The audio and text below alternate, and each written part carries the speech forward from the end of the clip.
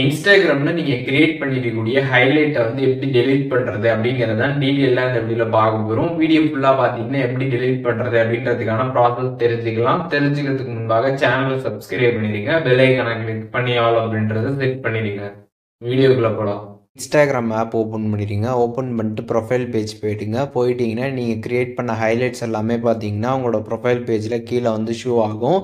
இப்போ நீங்கள் வந்து உங்களோட ஹைலைட்டை கம்ப்ளீட்டாக நீங்கள் டெலிட் பண்ணணும்னு நினச்சிங்கன்னா ஜஸ்ட்டு அந்த ஹைலைட்டை லாங் ப்ரெஸ் பண்ணிங்க அப்படின்னா கீழே வந்து டெலீட் ஹைலைட் அப்படின்னு ஒரு ஆப்ஷன் இருக்கும்.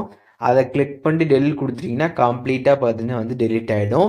இதுவே நீங்கள் ஹைலைட்டில் பார்த்தீங்கன்னா வந்து நிறைய ஃபோட்டோ வீடியோஸ் இது எல்லாமே பார்த்தீங்கன்னா வந்து ஆட் பண்ணியிருப்பீங்க உங்களோட ஸ்டோரியில் போட்டது எல்லாமே.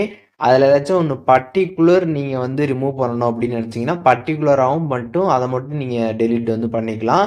இப்போ ஹைலைட்டை கிளிக் பண்ணிட்டு கீழே பார்த்தீங்கன்னா 3 டாட் பட்டன் கொடுத்துருப்பாங்க. அதை நீங்கள் கிளிக் பண்ணிங்கன்னா ரிமூவ் ஹைலைட்டுன்னு கொடுத்துருப்பாங்க. அதை கொடுத்துருங்க. இப்போது உங்களுக்கு எந்த பர்டிகுலர் ஃபோட்டோ ஆர் வீடியோ மட்டும் நீங்கள் ரிமூவ் பண்ண நினைக்கிறீங்களோ அதை மட்டும் நீங்கள் செலக்ட் பண்ணி தனியாக கூட பார்த்தீங்கன்னா வந்து ரிமூவ் பண்ணிக்கலாம்.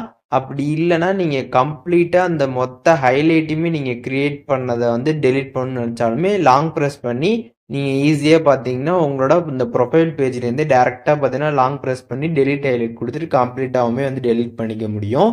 இப்போது இந்த வீடியோ மூலியமாக இன்ஸ்டாகிராமில் நம்ம க்ரியேட் பண்ண ஹைலைட்டை எப்படி வந்து டெலிட் பண்ணுறது அப்படிங்கிறத டீட்டெயிலாக தெரிஞ்சிருப்பீங்கன்னு நினைக்கிறேன்.